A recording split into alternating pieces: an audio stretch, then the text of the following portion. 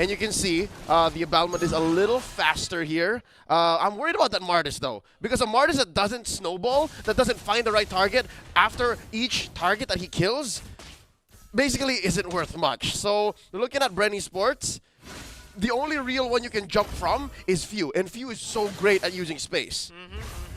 You know, fun fact, last time I saw a Balmond pick in my ranked games was back when I was in Legend. And you guys can get your Legend tickets right now because it's the only one available. As Flatteezy gets a double stun, BREN should be able to find this Lethal Wanderer. That's a good retreat from Calteezy. Go and collapse onto Bleed, trying to go for more invades. But I think we had a little bit of a discussion as well, Leo, about the matchups here for the gold lane, especially. Beatrix versus Brody, we said it is a skill matchup. It's a 50-50. You just press the buttons better, you place yourself better on the map, and you can win. And I think that's what's happening here. Super Marco.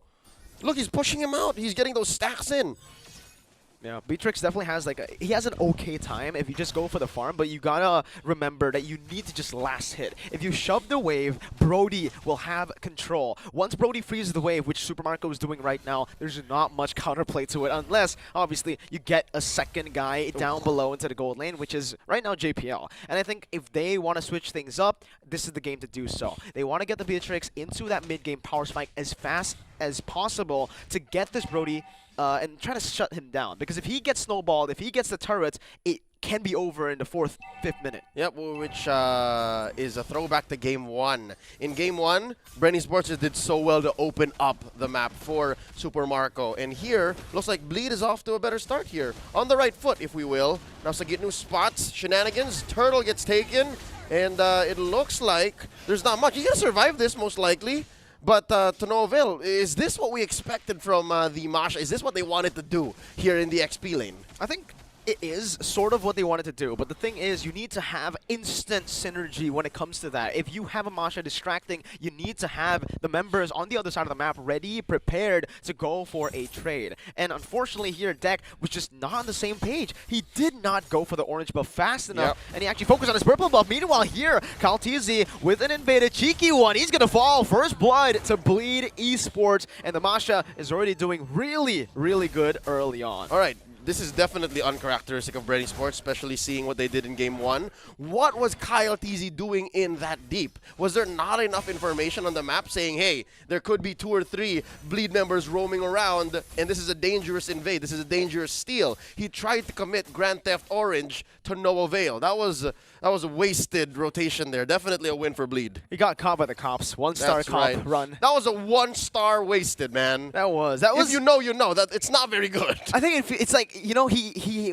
thinks he has a sports car because, you know, he's an assassin player. He's very mobile. That's right. But in that situation, again, this is why we kind of mentioned it's a bit uncharacteristic to see Kyle on a utility jungler. That's right. Especially something like a Balmond with very, very low mobility and very low playmaking potential. Yeah, he was actually buffed or reconfigured in the last big patch, and it doesn't affect much of his farming. So in that moment when he was farming and there was not much follow through, because again, lethal counter was buffed as well, there was nothing. There was no reason for Kyle to be that deep in. So I'm hoping BREN ESPORTS can, for the sake of their victory here, repair that and then fix that communications breakdown, or for Bleed take advantage so we make it to Game 3, because again, it's not perfect. BREN ESPORTS are not flawless as they seemed in Game 1. Now, with the pull, BREN still 500 gold ahead. JPL and FMM revealed.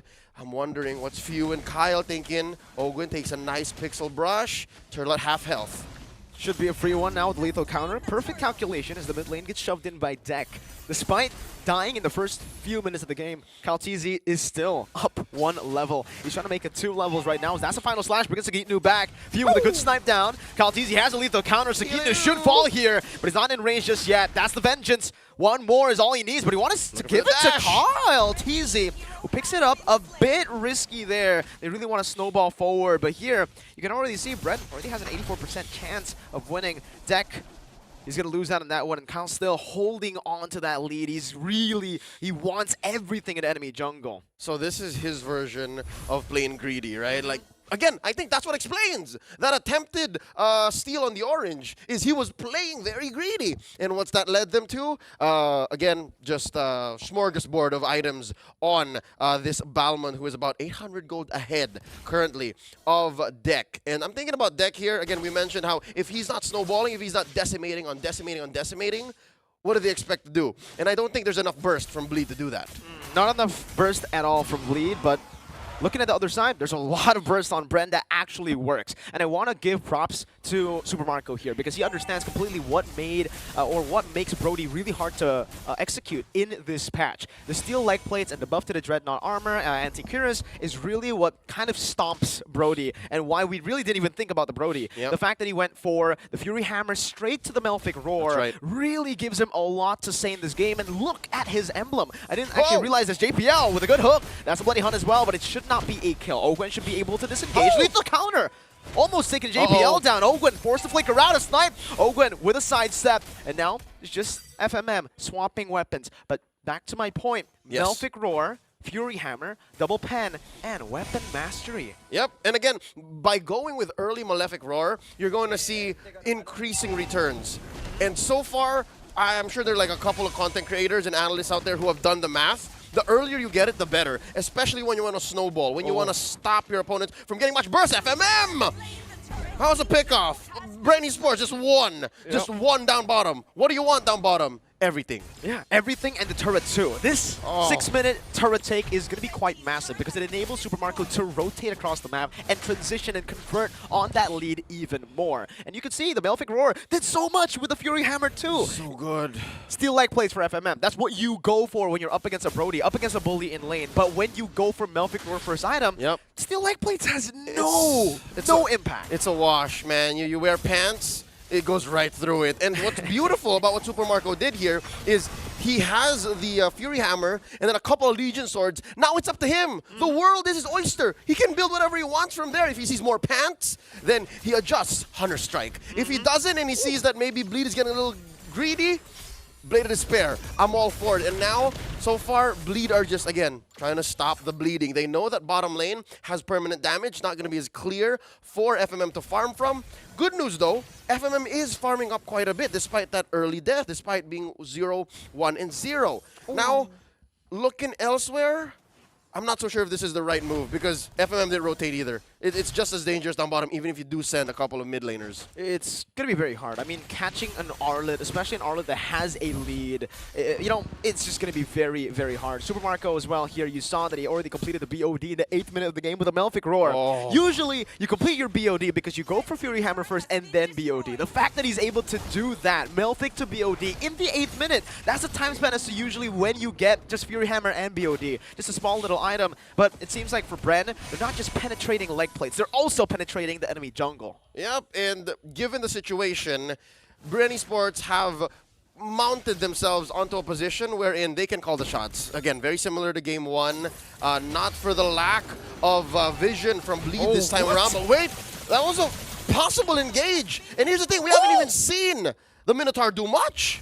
Oh my god, Leo. When you see Super Marco's first skill, when the fact that Super Marco's first skill can take the whole Cult Altar HP, it is already disastrous for Bleed. And that's just the power spike. The fact that Brody has this big of a lead in the 8th minute of the game, you can expect these objectives to just go down, especially with the lethal counter with a Balmon on that Demon Slayer as well.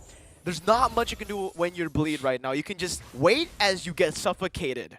And so far, in the past 8-9 minutes, Super Marco has been a major cause for Bleed's problems, right? That's blocking them from even thinking about Game 3. And he hasn't even died yet. Even if, let's say, Bleed can mount a comeback and try to stop Super Marco, where's it going to come from? Sagitno from a weird angle? A hook from JPL?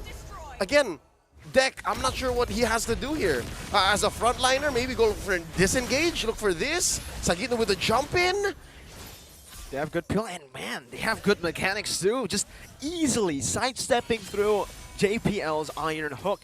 And I don't know if you paid attention to this, Leo, but I want everyone to see how much damage Super Marco does with one hit on the turret. He took that turret down with 2 hits, and it was half HP, right? So I just really want to see what Super Marco does to the turrets right now as Kaltizi jumps into the backline once again. Take a look. You see? So much damage. This is what Brody is made for. If you get Brody ahead, now with the Heptaseas as well, there's more penetration and more burst damage to come through. Every turret, tier 2's gone. And again, it's 6K at 10. Just chooses one. This is a gold laner's wet dream. Yeah, it's Brody's wet dream. Specifically. And Super Marco has been the linchpin, the pivot point for BREN ESPORTS. And even if Kyle TZ has suffered an early death again for an uncharacteristic level of greed in the first 2 to 3 minutes, it was all on Super Marco. And again, deja vu. BREN ESPORTS have opened up the gold lane, and it led to this. This is what we have. if you see the damage leaderboard, there's not much. Like, you see Super Marco is like, alright, he's doing damage, but he's not doing that much damage. But then you take a look at the damaged turrets. Yep. It should be Super Marco alone at the top. Very lonely. But this is good news for Bleed, because at least they know. They have situational awareness that if we can avoid Super Marco for long enough and build up an arsenal in FMM, maybe we stand a chance. Speaking of which, what's our homie FMM building up here? He has a Blade of Despair of his own, pair of pants, tax speed boots, and then maybe build up his own Malefic Roar here. So yeah, definitely way behind. Oh, about 3K. Oh, almost 3K, 2.5 to be specific. Oh, it's so tough. And Marco understands that, you know what, I already have the damage, I already have a massive lead, I don't want to go for all offensive items. Meanwhile, here, up top, Sagitno is going to be bursted down, goes in for Thunderclap, is able to connect onto Super Marco, but Torn Apart Memory should be able to take him down right here, right now. Sagitno down, Super Marco already on the way to that Wind of Nature, just what I was going to say, and he got it, he already has the Wind of Nature, so sure. Alright, Bleed, let's say they do hold out until FMM gets his item, Power Spike, which is, I would say, still quite a long way from getting to that power spike. But even if he does, Wind of Nature, it's done. Yep. Where then, right? And again, how do you even line up the shots to make sure that FMM gets him in? Again, this is a DPS hero you're looking at. Even if you do catch him with the Renner ults, it's very difficult. Free Lord here, given over to BREN ESPORTS, and they're just going to start taking everything away. Oh, Lord. They even kept the little baby purple. Yeah. They even got the blade armor for Kyle TZ. Even Deck can't farm up. This is good for the King, for KLVJ, but I guess good news, bad news, right? Bad news, what's happening now? Just take a look, right? As a Bleed fan, this isn't what you want to see. Good news is, good high ground defense. I think there's enough peel between Deck, JPL, and Sagitno for KL and FMM to just clear waves. But they have to play it very, very well. They have to play it right. And that's even just thinking about and assuming Ogun won't do much. We haven't really seen a big-ticket Minoan Fury yet. No, and that's crazy because usually BREN, it really is dependent on Ogun. If Ogun makes the play, if he opens up a fight, BREN just follows. Here, the fact that he's just chilling in the back. Meanwhile, wait, Zach might actually be solo kill here. No. That's what the Unbending Will does, man. So much damage. An only lethal counter from Kyle TZ as he jumps forward under the base turret. A good stun onto kill VJ as he's able to bring Kyle TZ back to the turret, but it's only going to be a first base turret taken down up top for free. Nothing Bleed can do. And look at how BREN managed to wait. Final slash! Bring it Deck all the way in the back. That's a good Iron Hook with the Bloody Hunt as well. Catching him under the base with the Abuser's Bastion. That's the decimation as well, but with the lethal counter and a Minion Fury to knock two members up. It should just be BREN who can push forward, plow down on Bleed Esports with View as well. Finding another kill. Now it's a Sea Helmet for Marco. Super Marco with a flicker forward and the stun now with Wind of Nature as well. Dealing some damage back again. There's some healing coming in from that minion. But that's going to be another kill. Super Marco, even though he falls, he gets a double. And it's a 7-3 stat line. Not as fast as game number 1, but still.